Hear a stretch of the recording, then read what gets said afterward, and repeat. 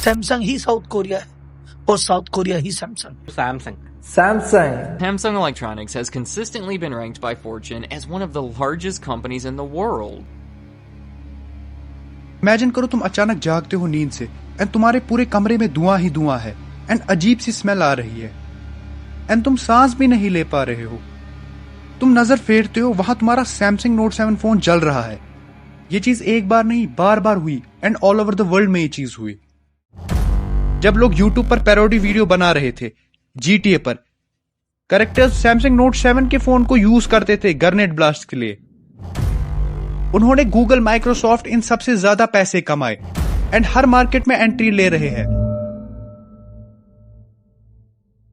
Samsung की शुरुआत 1938 में एक छोटी ट्रेडिंग कंपनी से हुई थी जो नूडल्स, मछलियां एंड सब्जियां बेचते थे। उस वक्त यह सोचना कि सैमसंग एक बहुत बड़ी एंड वैल्यूएबल कंपनी होगी आगे जाके फ्यूचर में, इट वॉज इम्पॉसिबल। सैमसंग ने स्काई स्क्रैपर्स, रोड्स, हॉस्पिटल्स, कपड़े, रोबोट्स एंड ऑल्सो बहुत कुछ बनाया। इवन उनके पास एरोस्पेस डिवीजन भी है जो हेलीकॉप्टर्स एंड टैंक्स बनाते हैं मिलिट्री के लिए। हम उस चीज पर आगे आएंगे। यह है ली बी युंग चोल जिसने सैमसंग बनाया 28 की उम्र में ही। उसने कहा कि वो एक रात को अचानक नींद से जाग गया एंड उसे रियलाइज हुआ कि वो अपनी जिंदगी खराब कर रहा है एंड तब उसने एक गोल सेट किया एंड एक बड़ा बिजनेस खड़ा किया। सब्जियां बेचते थे पहले, बट ली बड़ा सोचता था। उसने सैमसंग नाम चूज किया जिसे कोरिया में 3 स्टार्स कहते हैं। हम लोगों के लिए ये 3 स्टार्स एक सॉर्ट ऑफ प्रोडक्ट का रिव्यू देना लगता है, बट कोरिया में ये 3 नंबर बड़ा पॉपुलर है क्योंकि ये रिप्रेजेंट करता है कुछ बड़ा एंड पावरफुल। एंड स्टार तो रिप्रेजेंट किया जाता है उससे जो कभी खत्म ना हो, हमेशा रहने वाला। बड़ा, पावरफुल एंड हमेशा रहने वाला क्लियरली डिस्क्राइब कर रहा है जो आज सैमसंग बना है। बट शुरुआत में तो लगता नहीं था कि सैमसंग सर्वाइव करेगा ज्यादा टाइम, क्योंकि कोरिया वॉर की वजह से बहुत बुरा इंपैक्ट पड़ा था ली के बिजनेस पर एंड ऑल्सो पूरी कंट्री पर। इनफैक्ट वॉर की वजह से तो खाने पीने की कमी भी होने लगी थी वहां एंड कोरिया टोटली डिपेंड हो गया था इंपोर्ट्स पर। तो ली ने डिसाइड किया अपने बिजनेस को डाइवर्सिफाई करना एंड होलसेल करना सामानों को लोगों के लिए। उसने स्टार्ट किया शुगर रिफाइनरी से, उसके प्रॉफिट से देन उसने सबसे बड़ा वूलन मिल खोला कंट्री में। इस चीज से सैमसंग ने अपने आप को एक्सपेंड किया टेक्सटाइल्स में एंड देन स्टार्ट किया अपना फाइनल प्रोडक्ट बनाना लाइक कपड़े। इस डाइवर्सिफिकेशन ने हेल्प किया सैमसंग को सर्वाइव करने में। ली ने ये सेम स्ट्रेटेजी यूज की तेजी से एंड वापस से इन्वेस्ट करने लगा पैसों को दूसरी जगहों में। लाइक इन्होंने डिपार्टमेंटल स्टोर खोला एंड इंश्योरेंस बिजनेस में भी ये नए कदम आगे रखे। आज भी सैमसंग लार्जेस्ट इंश्योरेंस प्रोवाइडर है साउथ कोरिया में। ये करके वो दिन आगे कंट्री का एक रिचेस्ट आदमी बना एंड वो तो और अमीर बनने वाला था। 1968 में सैमसंग के एग्जीक्यूटिव्स ने मीटिंग की जहां उन्होंने डिसाइड किया दूसरे मार्केट में एंट्री करना, इलेक्ट्रॉनिक्स। एक साल बाद सैमसंग इलेक्ट्रॉनिक्स पूरी तरीके से सेट हुआ था एंड उन्होंने 12 इंच का ब्लैक एंड व्हाइट टीवी बनाया एंड कुछ ही टाइम में वो दुनिया के number 1 black and white TV manufacturer बने। इस सक्सेस ने उन्हें हेल्प किया बाकी चीजें बनाने में, लाइक वो सभी होम अप्लायंसेस बनाते थे। लाइक 1979 में उन्होंने शुरू किया माइक्रोवेव्स बनाना। वैसे ही 1980 में उन्होंने एयर कंडीशनर्स बनाना चालू किया। इसके बाद 1981 में उन्होंने मिलियंस की क्वांटिटी में कलर्स टीवी बनाए। 1983 में वो पर्सनल कंप्यूटर बनाने लगे। ये सब चल के उन्हें ये चीज समझ आ गई कि इन सभी चीजों के छोटे छोटे कंपोनेंट्स के लिए इन्हें इंपोर्ट पर डिपेंडेंट होना पड़ता था बाकी कंट्रीज से। इसकी वजह से इन्होंने आगे जाके सेमीकंडक्टर कंपनी ही खरीदी जिसकी वजह से सारा कंट्रोल ले सके खुद ही। वो ये चिप्स खाली अपने में ही यूज नहीं करते थे बल्कि बेचते थे ओवरऑल द वर्ल्ड जो भी इलेक्ट्रॉनिक्स मैन्युफैक्चरर्स है उन्हें। इनफैक्ट सैमसंग के कई कस्टमर्स में एप्पल भी एक कस्टमर है जो सैमसंग की मेमोरी चिप्स यूज करते थे आईफोन्स में, भले ही ये दोनों एक दूसरे के राइवल्स हो इस स्मार्टफोन मार्केट में। इस चीज पर हम आगे बात करेंगे। सैमसंग के बारे में एक खास बात यह है कि जो भी इंडस्ट्रीज को इन्होंने आगे बढ़ाया है उनका नाम आपने कभी सुना ही नहीं होगा। For example Samsung heavy industries. Samsung ने परफेक्शन पा लिया बड़े शिप्स बनाने में एंड ये one of the largest mega ship builders है वर्ल्ड के। दूसरा डिवीजन अगर हम देखें सैमसंग कंस्ट्रक्शन एंड ट्रेडिंग, जो roads, tunnels, bridge and buildings बनाते हैं। एक शॉकिंग चीज बताऊं, वर्ल्ड की टॉलेस्ट बिल्डिंग बुर्ज खलीफा जो दुबई में है वो भी सैमसंग के द्वारा ही बनाई गई है। इससे पहले जो टॉलेस्ट बिल्डिंग थी वो भी सैमसंग ने ही बनाई थी। ये ऑल्सो ओन करते हैं साउथ कोरिया का largest theme park called Everland. इनके पास अपने खुद के होटल्स है एंड खुद का एक टाउन जिसका नाम सैमसंग टाउन है वो भी ओन करते हैं कोरिया में। आप तो सैमसंग को खाली मोबाइल फोन्स, टीवीज एंड कुछ गैजेट्स से जानते हो, बट वो तो बस एक टिप ऑफ द आइसबर्ग है। मैंने तो अभी तक सैमसंग के नॉन प्रॉफिट फाउंडेशन की बात ही नहीं की है, जिसमें यूनिवर्सिटी एंड एक hospital called Samsung medical centre भी आता है। हाँ, सैमसंग के पास अपने नाम का एक हॉस्पिटल भी है। आपको लगता होगा कि इतनी इंडस्ट्रीज में है ये, मतलब इनकी बिजनेस सक्सेस स्टोरी तो तूफान की होगी। कैसे एक यंग एंटरप्रेन्योर ने स्टार्ट किया एक सिंपल आइडिया से एंड देन डाइवर्सिफाई किया उसे कई मार्केट्स में एंड देन एक बड़ा एम्पायर खड़ा कर दिया। बट ये एक्चुअली में पूरी स्टोरी नहीं है। असली सच्चाई तो बहुत ज्यादा कंट्रोवर्शियल है। कोरियन वॉर के दौरान साउथ कोरिया की हालत ठीक नहीं थी। वो ज्यादा प्रोड्यूस एंड एक्सपोर्ट नहीं कर पा रहे थे सामान को। प्रेसिडेंट इकोनॉमी को एक्सपेंड करने की फिराक में था एंड उसने डिसाइड किया एंड सपोर्ट किया बड़े कोरियन बिजनेसेस को एंड उन्हें ऑफर किया इजी फाइनेंसिंग एंड ऑल्सो उन्हें प्रोटेक्ट किया कंपटीशन से। मतलब सैमसंग एंड बाकी कई बड़े कोरियन बिजनेसेस को अच्छे खासे लोन्स मिले, टैक्स से छुटकारा मिला एंड कई और सपोर्ट मिले गवर्नमेंट से ताकि वो एक्सपेंड कर सके।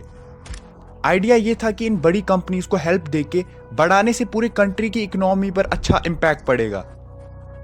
फॉर एग्जाम्पल, सैमसंग जब काम करने लगा इलेक्ट्रॉनिक्स पर, साउथ कोरिया की गवर्नमेंट ने बैन किया बाकी दूसरी कंट्रीज लाइक जापान को इलेक्ट्रॉनिक्स बेचने पर, ताकि कस्टमर सैमसंग पर आए। इसी टाइम पर साउथ कोरियन गवर्नमेंट ने ऑल्सो 50% टैक्स कम कर दिया था कंपनीज पर जो ये इलेक्ट्रॉनिक्स बिजनेस को ऑपरेट कर रहे थे। सैमसंग बड़ी कंपनी हुई थी उसी टाइम से, जिसकी वजह से उन्हें बहुत फायदा हुआ था बाकियों से। अमेरिकन रिलीफ मनी जो साउथ कोरिया को मिला था, साउथ कोरिया ने उस वॉर मनी को यूज किया सैमसंग में, जिसकी वजह से वो तेजी से ग्रो करने लगे। ये सब हो पाया सैमसंग के फाउंडर ली एंड उसकी एबिलिटी से एंड ऑल्सो पॉलिटिकल कनेक्शन सही रखने की वजह से। पॉलिटिकल कनेक्शंस लाइक अच्छी दोस्ती बनाना साउथ कोरिया के प्रेसिडेंट के साथ। इनकी फ्रेंडशिप से सैमसंग को कंटिन्यूअसली स्पेशल ट्रीटमेंट्स मिले, लाइक कोई एक्सपोर्ट लिमिट नहीं थी उन्हें जैसे बाकियों को रखी थी। यहाँ दूसरा इंसिडेंट भी था जहां गवर्नमेंट के साथ वाले बैंक्स कुछ अच्छे खासे क्रेडिट टर्म्स वाले ऑफर्स देते थे ली को, ताकि सैमसंग के पास अच्छा खासा पैसा हो अपने आप को एक्सपेंड करने के लिए।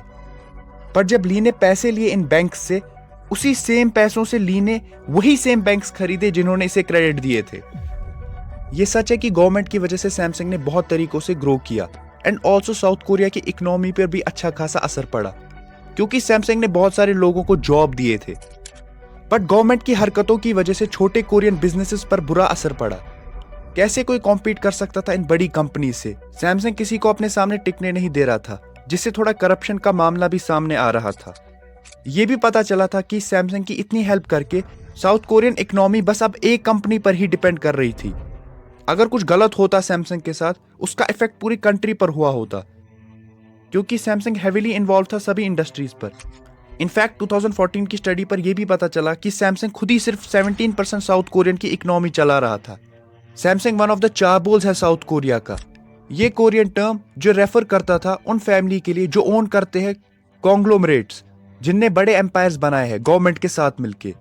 कुछ और भी थे like LG and Hyundai, but Samsung सबसे बड़ा था। एंड क्योंकि ये बिजनेस एम्पायर फैमिली के बीच में ही रहा है, इसका मतलब ये है कि कुछ फैमिलीज ही है साउथ कोरिया में जो लार्ज अमाउंट में कंट्री का पैसा, पावर एंड इन्फ्लुएंस होल्ड करता है। इसलिए जब सैमसंग के फाउंडर ली ब्यूंग चुल की डेथ हुई 1987 में, उसके बेटे ली कुन ही ने बिजनेस को टेक ओवर किया। यहां से गवर्नमेंट की तार इसके साथ और ज्यादा कंट्रोवर्शियल हो गई। 1996 के पहले ही ली को चार्ज किया गया फॉर्मर प्रेसिडेंट को रिश्वत देते हुए। सैमसंग के गवर्नमेंट कनेक्शंस की वजह से प्रेसिडेंट ने फिर उसे आगे कोई फर्दर एक्शन नहीं लिया। देन 2008 में ली को एक्यूज किया गया था स्लश फंड के केस में, वो फंड जिसे प्रोसिक्यूटर्स एंड पॉलिटिशियंस को रिश्वत दी जाती थी। उस पर टैक्स की चोरी का इल्जाम भी था, जिसकी वजह से उसने आगे जाके माफी मांगी एंड कंपनी की पोजीशन से नीचे आ गया। कोई जेल नहीं हुई उसे, 2 साल में ही साउथ कोरिया के प्रेसिडेंट ने उसे माफ कर दिया था। देन वापस से ली काम पर लग गया था as the chairman of Samsung and ऐसे चल रहा था जैसे कुछ हुआ ही नहीं था। ली रिश्वत एंड टैक्स की चोरी में पकड़ा गया था, बट उसे इन सभी सिनेरियोज में जेल नहीं हुई थी एंड उसे हर केस में माफी मिल गई थी। एविडेंस होने के बावजूद ये शो करता था कि कितने tightly Samsung and south Korea के गवर्नमेंट के कनेक्शंस थे। एक controversial book called think Samsung में जो लिखी गई थी सैमसंग के फॉर्मर चीफ लीगल काउंसिल के द्वारा, उसने बताया कि ये इल्जाम थे ली पर कि उसने $9 बिलियन चोरी किए थे सैमसंग के सब्सिडरीज से। एविडेंस खत्म किए, रिश्वत दिए गवर्नमेंट ऑफिशियल्स को ताकि अपने बेटे को वो सैमसंग का हेड बना सके। इसके अलावा ये भी कहते थे कि कुछ प्रेसिडेंशियल कैंडिडेट्स एंड एड्स उन्हें तक रिश्वत खिलाई थी। सैमसंग इन क्लेम्स को नहीं मानता। इवन मीडिया के भी कई लोग ने इस बुक को मेंशन करने से मना कर दिया था, क्योंकि सैमसंग बहुत पावरफुल पार्ट है कंट्री का। इस पर अगर कुछ आंच आती तो पूरे कंट्री को प्रॉब्लम हो जाती। सैमसंग एक एम्पायर है, हंड्रेड्स एंड थाउजेंड्स एम्प्लॉयज का। चंद लोगों का मान के इतनी बड़ी कंपनी पर दाग ये तो नहीं आने देते ये लोग। लेकिन सैमसंग ने बहुत कुछ अच्छा भी किया है साउथ कोरिया के लिए। हम आते हैं उस पर भी बात करते आगे। हाँ, इतना सपोर्ट होके, रिश्वत देके, इतनी फैसिलिटीज होके एंड देन सडनली सैमसंग की सक्सेस स्टोरी, ये कुछ एक फेरी टेल जैसा नहीं लगता है आप लोगों को? मगर यहाँ स्टोरी तो खत्म नहीं होती ना। सबसे बड़ा डिजास्टर जो सैमसंग की हिस्ट्री में हुआ था, हमने उसकी बात तो अभी की ही नहीं। इमेजिन करो तुम अचानक जागते हो नींद से एंड तुम्हारे पूरे कमरे में धुआं ही धुआं है एंड अजीब सी स्मेल आ रही है एंड तुम सांस भी नहीं ले पा रहे हो। तुम नजर फेरते हो, वहां तुम्हारा सैमसंग नोट 7 फोन जल रहा है। ये चीज एक बार नहीं बार बार हुई and all over the world में ये चीज हुई। 2016 में एयरलाइंस वालों ने इस फोन को बैन कर दिया था फ्लाइट्स में। ये चीज जानने की है यहाँ कि सैमसंग को कुछ इंसिडेंट्स के बारे में पता था एंड शुरुआत में उन्होंने कुछ नहीं किया। ये तब हुआ जब हद से ज्यादा एक्सप्लोजन्स हुए सैमसंग फोन से। तब जाके मीडिया ने स्टोरी उठाई थी। सैमसंग को तब जबरदस्ती इस चीज पर एक्शन लेना पड़ा था। उनने प्रोडक्ट को रिकॉल किया जिससे उन्हें $5 बिलियन लगे। साथ में रेपुटेशन पर भी आंच आई थी। जो दिन इन्होंने रिप्लेस करके पहले प्रोडक्ट्स दिए, उनमें भी सेम ओवरहीटिंग इश्यूज थे। क्योंकि सैमसंग पहले ब्लेम कर रहा था बैटरी को, बट एक्चुअली में प्रॉब्लम उससे बड़ी थी। ये कोई एक फॉल्ट वाले कंपोनेंट से नहीं था जिससे इजीली रिप्लेस किया जा सकता था, बट डिवाइस के इंटरनल डिजाइन से एंड सारे कंपोनेंट्स जो साथ में थे उनकी वजह से हुआ। बट अगर और डीप देखे तो मेन रूट प्रॉब्लम थी सैमसंग एंड आईफोन का बैटल। पीछे चले तो 2011 में एप्पल ने लीगल केस किया था कि सैमसंग कॉपी कर रहा है उनके डिजाइन्स को एंड ऑल्सो आईफोन ने बिलियंस की मांग की थी सैमसंग से। स्टीव जॉब्स ने पब्लिकली सैमसंग को कॉपी कैट्स कहा था। ये चीज नहीं सही गई सैमसंग को। इससे सैमसंग के एग्जीक्यूटिव्स लोग लग गए कुछ नया बनाने में ताकि ये दाग हटा सके कि सैमसंग फॉलोअर्स नहीं लीडर्स है। देन उन्होंने लॉन्च किया अपना गैलेक्सी नोट सीरीज, जिससे दोनों टैबलेट एंड स्मार्टफोन की तरह यूज कर सकते थे। बट नोट 7 मॉडल में सैमसंग के एग्जीक्यूटिव्स कुछ और नए फीचर्स ऐड करना चाहते थे एंड ऑल्सो कुछ चेंजेस भी करना चाहते थे। एक डेडलाइन भी बनी थी, बट डेवलपमेंट के चक्कर में इन्होंने ज्यादा ही जल्दी कर दी थी। इन्होंने नोट 7 में बहुत ज्यादा फीचर्स लाए बट क्वालिटी पर कोई टाइम नहीं दिया। इस इश्यू को देखने से पहले ही इन्होंने मिलियंस में ही खतरनाक फोन बेचने लगे all over the world and बहुत ज्यादा पैसे भी लगाए थे मार्केटिंग पर। ये तो बहुत बड़ा फेल होने वाला था, बट सैमसंग ने इस इंफॉर्मेशन को दबा के ही रखा। फॉर एग्जाम्पल, जब लोग यूट्यूब पर पैरोडी वीडियो बना रहे थे GTA पर, कैरेक्टर्स सैमसंग नोट 7 के फोन को यूज करते थे गरनेट ब्लास्ट के लिए। सैमसंग ने कॉपीराइट स्ट्राइक लगाए थे वीडियोस पर। कोई हक नहीं था उन्हें, बट उन्होंने किया। बहुत सारे और कंट्रोवर्सीज भी उठे थे सैमसंग नोट 7 के फोन के ब्लास्ट के रिलेटेड। इन सब के बावजूद सैमसंग बहुत सक्सेसफुल रहा था। इन्होंने जबरदस्त प्रोडक्ट्स लाइक फोल्डेबल फोन्स निकाले थे। उन्होंने गूगल, माइक्रोसॉफ्ट इन सबसे ज्यादा पैसे कमाए एंड हर मार्केट में एंट्री ले रहे हैं। कहां थी एंड आज कहां पहुंच गई ये कंपनी। इससे ये चीज पता चल गई कि मेहनत करके तुम अपने छोटे से बिजनेस को बहुत बड़ा एम्पायर बना सकते हो। ये भी तब अगर तुम्हें अच्छी दोस्ती होगी प्रेसिडेंट के साथ एंड वो तुम पर पैसा पानी की तरह बहाने के लिए तैयार हो। बाकी अपना ख्याल रखिए, अपने घर वालों का ख्याल रखिए। मिलते हैं अगले वीडियो में। खुदा हाफिज।